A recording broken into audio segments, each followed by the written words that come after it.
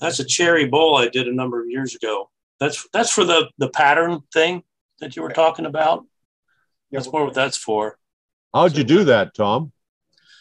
It's branded, basically. It's just a wire coil that I did in a pattern and branded. I ground out a little bit of the side of the bowl. There's another place on the back end. And the idea was to sort of look like parging had chipped away from some sort of I don't know, fiber mat wall or something like that. And the pattern portion has got about 4 coats of paint on it, because as I branded, I thought I probably ought to put some sort of a stain block on it. So I did that. And then I used the Metal Masters patina paint, reactive paint. So then there's a base coat for that. And then you spray the patina coat on and it reacts and like that. It's kind of interesting. It sort of has that old antique look to it. The bowls, it's about 8 inches across and about maybe 4 inches tall. What's it's the not wood? new.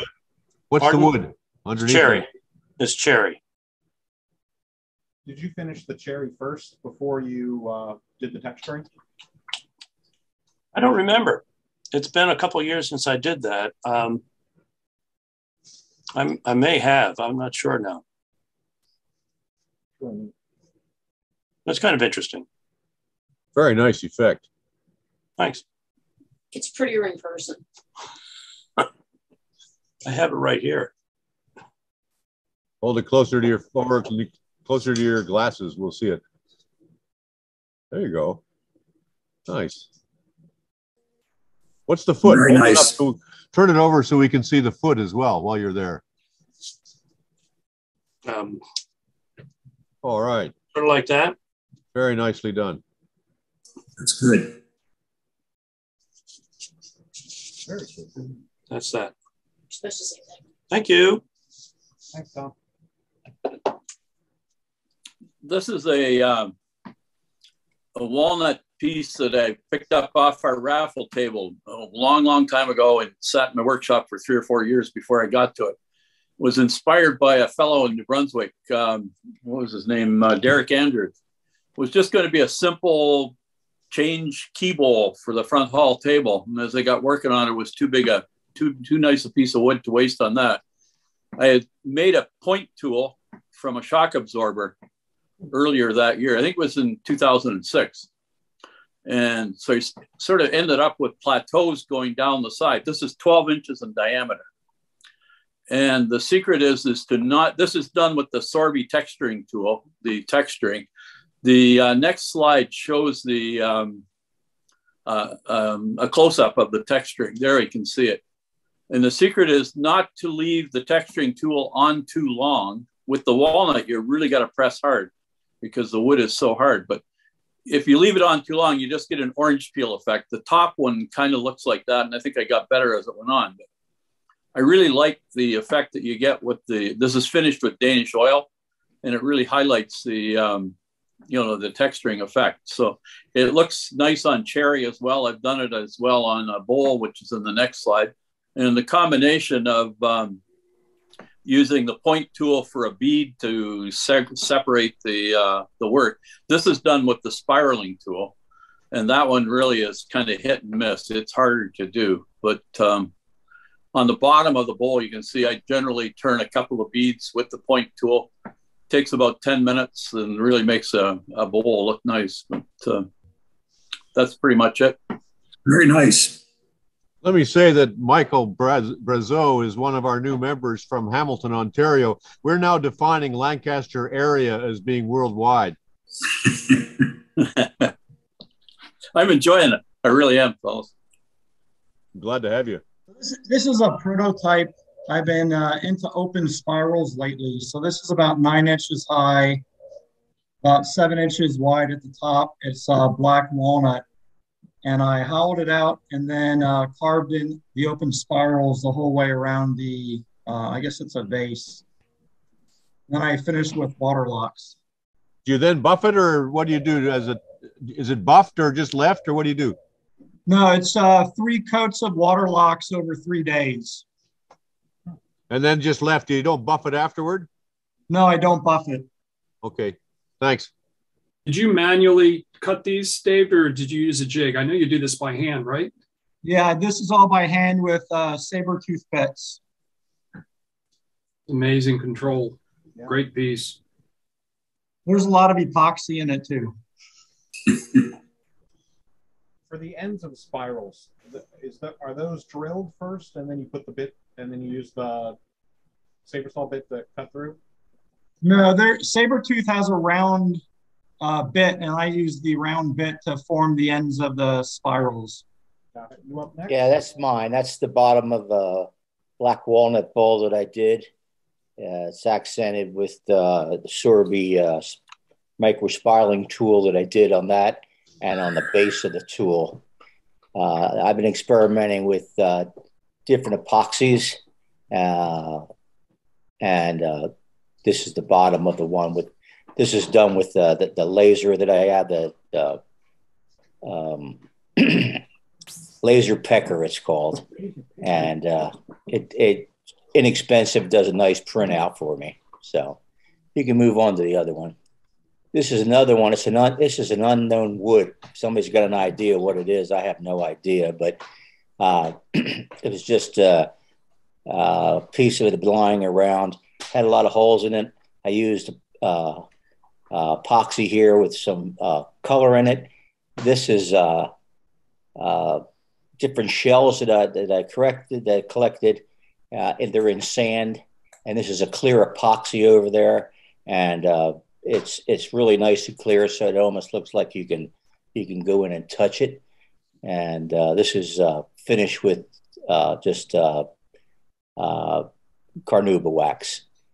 This is the front of that walnut bowl we were talking about. These are seashells that are fragments that are in clear epoxy. Again, I have a hole placed in here with several different type of shells in there in clear epoxy, and the whole thing is finished with carnauba wax. Both of these are about 7 by 4 inches. This is a piece of walnut, black walnut from my property, with a little bit of cambium layer showing on this one. What's the epoxy that you're using there? This one I'm using, it's called Amazing epoxy, and it's made by Alumilite. And this one is nice that you don't have to put this in a pressure pot. So on some of the larger ones that I've been doing like this, I can just leave them out. It's really a slow set. It takes like 24 hours to set. You can't finish it for 5 to 7 days, but because of the slow set, all the bubbles release. You hit it with a flame when you first pour it, gets rid of the bubbles, and you just let it sit, and it works fine. Did you then sand the surface of the epoxy and polish it down to the grade plus? Yes, these were sanded down with regular sandpaper to 320, and then I used ox sanding paste on there, which takes it up to about 1,000. And then I used the Enco polishing paper that takes it up to about 20,000, and it really takes the scratches out where you're not going to see anything. Nice and clear. Very, very good. Pardon me? I said very good. I was looking for some kind of micro scratch or fogginess there, and it's a very clear. It's a nice finish on the shelf. Yeah, this is called deep pour. Actually, you're supposed to use it in a deeper one, but I had just got this, and I figured I'd try it on these because this is only about a 1/4 of an inch at the most, rather more like 1/8 of an inch. Along here, it's the same way, 1/8 of an inch to a 1/4 of an inch, and it just gets super clear. And all the rest of them I've been doing have been putting some color in there, but this one turned out really nice. So it was a good experiment. Isn't that epoxy deep pour? Isn't that made by Total Boat? Yes, I use that also. Total Boat's another one you don't really have to, if it's You really don't have to put it in a pot if you don't want to. But like I said, a lot of I'm doing, I do on the rims, and my pot it can only take about a 9.5-inch bowl, and the bigger ones my other ones are bigger than that. So I can just pour them up, let them sit overnight, and they're set. You wait a day or two and then finish them off. You move on the next one. I think I had something else there. This is the side of that black walnut. I used a Sorby micro spiraling tool down here to give it some sort of texture on there, and it continued around as you saw on the bottom. So it made a nice appearance for it. So it's this black walnut just sort of speaks for itself. You really don't have to do too much to it. So, yeah, lovely figure in that. Yes, I was happy with it. So that's the side of the other ball. Again, if anybody has a guess, I have no idea what this is and what kind of wood it is. It's just a piece that I had laying around, and I figured I'd give it a try. So yeah. It's definitely tree wood. Thank you. That narrows it down a bit. Was it really hard or a softer wood? It's a harder wood. Looks like smoke wood. I have how would you know? I have no idea what it is. So. Yeah, it's just a little maple box. It still needs another coat or two of polymerized tung oil. The texturing is done with the Wagner texturing tool, and then I wire burn the stripes. So the seam was pretty good. It's fairly hidden, so I was happy with that. That's all I have. Yeah, it looks great. I would have bet it would have been on one of the burn lines, but that looks really good. And just for those of you who don't know Karen, she's another one of our global members. You're someplace in the far reaches of Vermont, are you not, Karen? The very northwest corner. I'm about 10 miles from the Canadian border. How's your snow? We have about 10.5 inches right now, and we may get another 6 to 12 Thursday, they said. Well, you guys know how to do with it anyhow. So, yeah, I mean, you get 2 foot of snow and it's gone the next day. They know how to plow up here. It's because it's too cold to turn to ice like we get here. Well, we get warm-ups. This is honey locust at the spalting stage, but I don't see any black lines, but it is partially decomposed. The black is torched. This is about 9 inches by 3, and antique oil, Minwax finish. Show us the underside while you're there. Okay, thank you. There's my swan.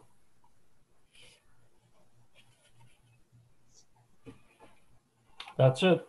Okay, questions or comments for Stephen? You said that was honey locust? Yeah. I think it came up with a really nice, very unusual grain. Yeah.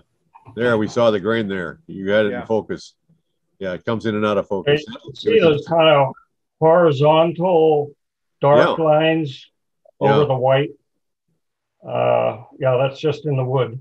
Very pretty wood. Yeah, I've got 4 or 5 pieces to show here. That's a little 3-sided, 3/4 wobble bowl that I did.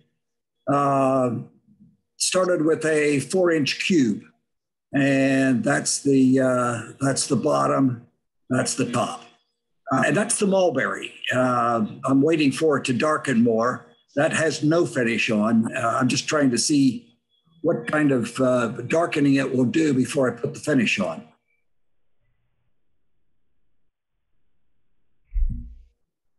That one is, I think that's a spalted maple. I'm not completely sure of that. That's the bottom, that's the top. And again, that one probably measures 6 or 7 inches by about 2.5 inches high. That is a piece of the mulberry, live edge. I saw Mike Peace do something similar, and I thought I'd give it a try.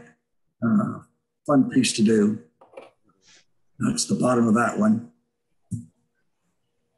This is one of those wig stands, and is there a deadline on these? If I got time, I'll gladly make a couple more.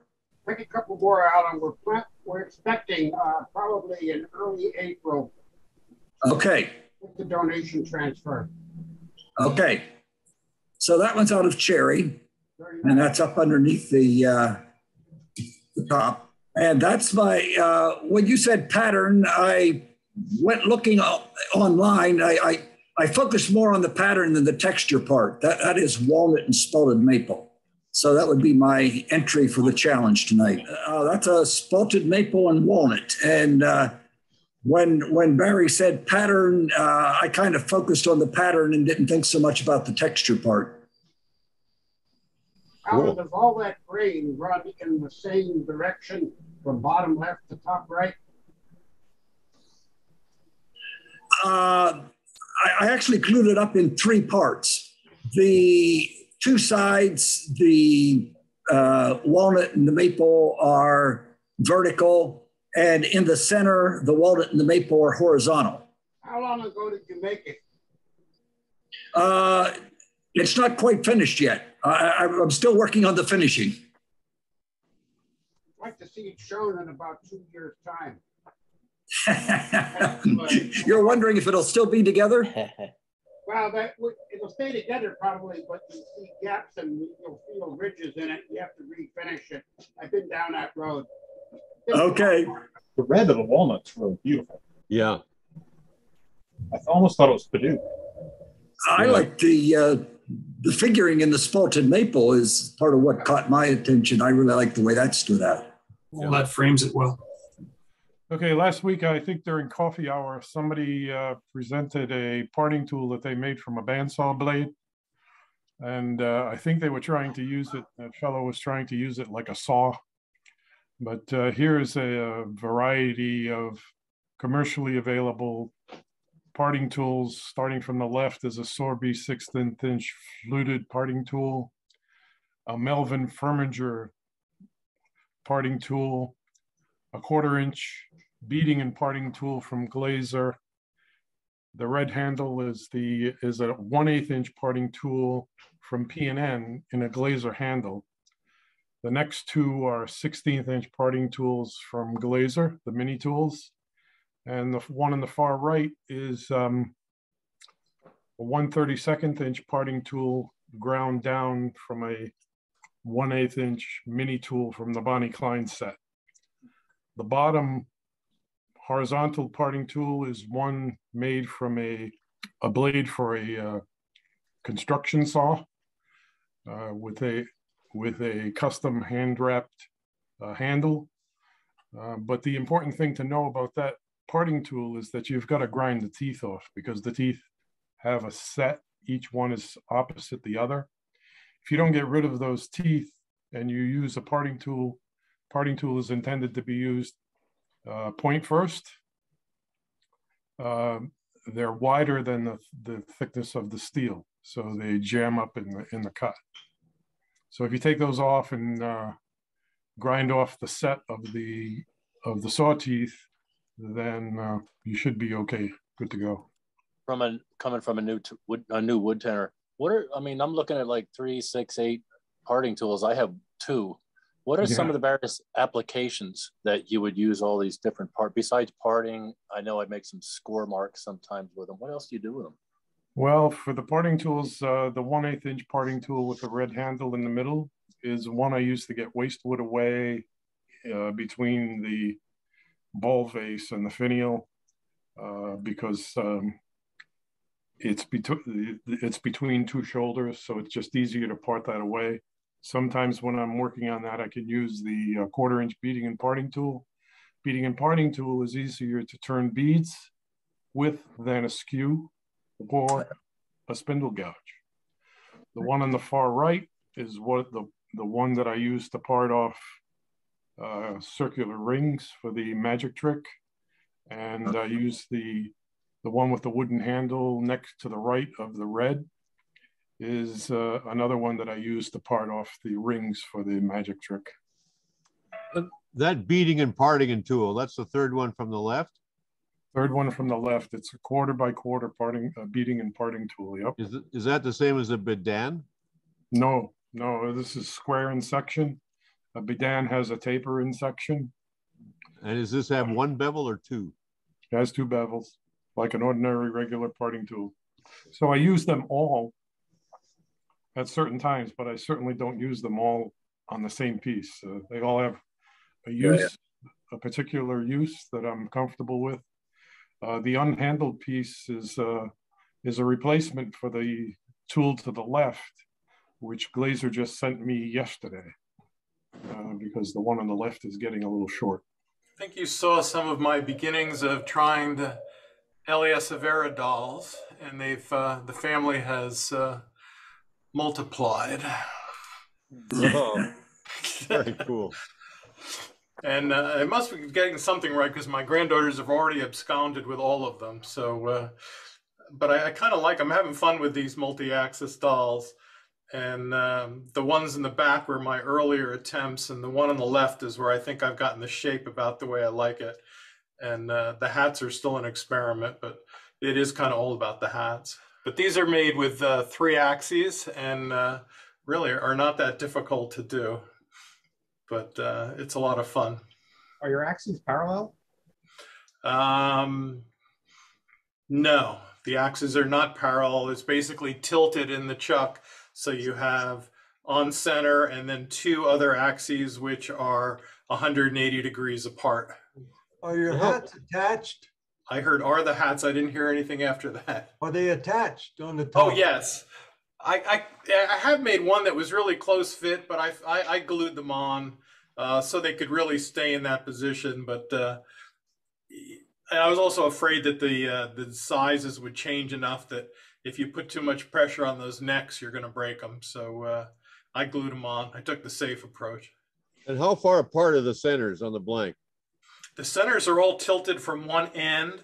I probably tilt the blank about a centimeter towards the head one way, and then the opposite direction and 180 degrees apart from it. So it's not a huge distance between those centers to get that much variation. No, it's not. It's not. You're only, and it's only a 2-inch, 2-inch in diameter, a 2-inch square blank I'm starting with. Got it. Okay. I think those are hilarious. They're fun. They're a lot. It's a lot of fun to do. As I understand it, you're basically loosening the chuck and tilting the blank and squeezing it in the chuck off center. Is that right? That's exactly right. And I have my Powermatic has digital indexing, so it's very simple to just find that spot that's 180 degrees off of it. And I use a little longer tenon on it than I normally would, so that when I tilt it, I don't lose it out of the chuck.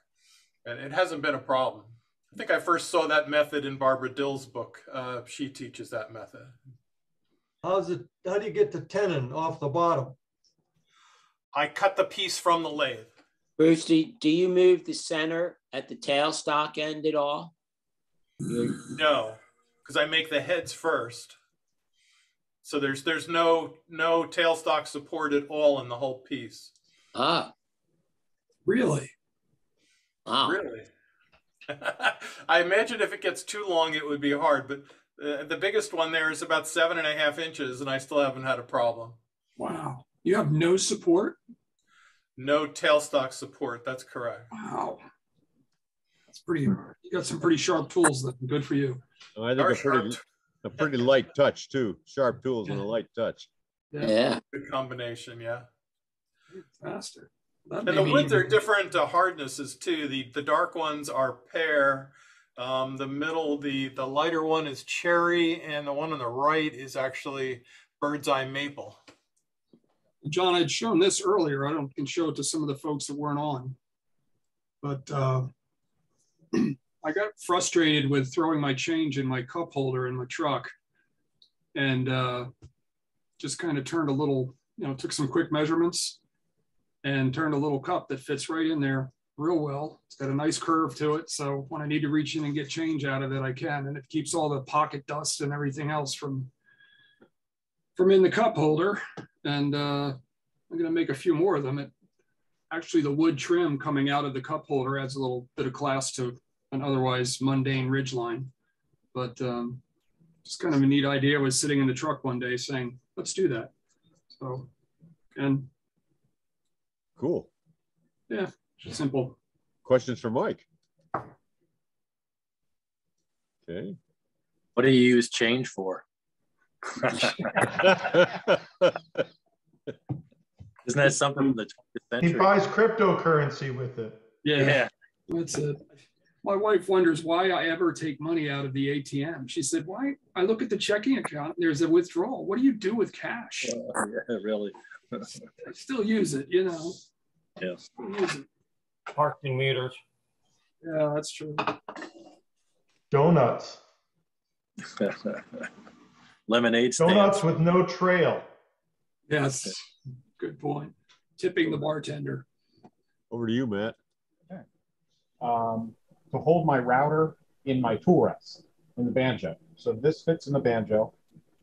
And then I can adjust where the lathe fit or where the router fits. It's basically a circle jig for a router, but I can use it to swing arcs as I'm cutting the surface of a plate with like a V-point bit or a cove bit. This is sort of a trial run, but this was the first piece I did was just a glue-up block from the poplar.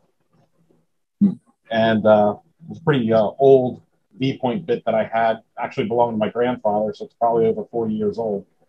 So it wasn't the sharpest bit, but after success there, I moved on to a piece of walnut, which... Are you indexing each cut? Yes, indexing each cut on my lathe. That's the coolest thing ever. The Delta 46 has 120 degrees indexing. That's really cool, Matthew. So, yeah, nice. So, did you have any trouble with the router hopping around? Not too much. It has a little flex to it. So a future model would be better made out of metal, a metal post. This just has an oak post. Yeah. So it's getting beat up, but it was the first attempt to try. I'd like to try with a smaller trim router, but I used the router I had. So the variation in the depth of those cuts comes from the little bit of curve in the wood, right? A little bit of curve, and I wasn't perfectly parallel or perpendicular. Yeah. Can you hold that up to show us again? Look at that. That's really neat. Now, did you cut those channels after you made the bowl? No, first. Okay. I made the back first, and then cut the channels, and then hollowed out the bowl. Because I wasn't sure if the smallest edge there would look nice, so I might have had to take it away, but actually it came out pretty good. And that's just a friction polish and walnut oil finish.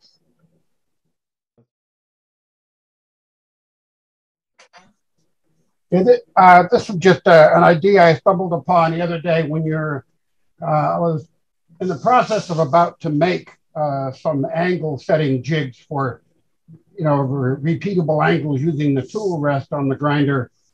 And I had this digital inclinometer laying around for a couple of years here. And so I just went ahead and I zero it out on the lathe each time. And I have a little chart that shows, like, for the spindle gouge, I'm sorry, for a roughing gouge and parting tool and such, what angle to set it at. And you just go ahead and you've got a magnetic base to it. And you keep the tool rest about 1/8 of an inch away from the, in this case, CBN wheel. And then repeat the angle. And it's extremely repeatable. And you avoid having to grind away and mark with a black marker and stuff. You can get your angles quite accurate. Well, is the angle you're reading there the angle you're going to get, actually? I mean, what's that in reference to? No, that's just the, when you get it when you get it to the angle that you want it, let's just say 40 degrees, you put the inclinometer on it, read what it indicates, and write that on your chart. Okay. That for, like, say, the roughing gouge. Yeah. Is going to be, 29.6 degrees or whatever, and it allows you to reset it. Because unless that thing's right at a normal to the, or I don't know exactly how it has to be, but it's not going to read what the gouge, what the grind angle is. No. There's no attempt at that. No. Yeah. It's a reference. It's just a reference. Yeah. Repeatable reference. Yeah. Interesting idea. That is a good idea.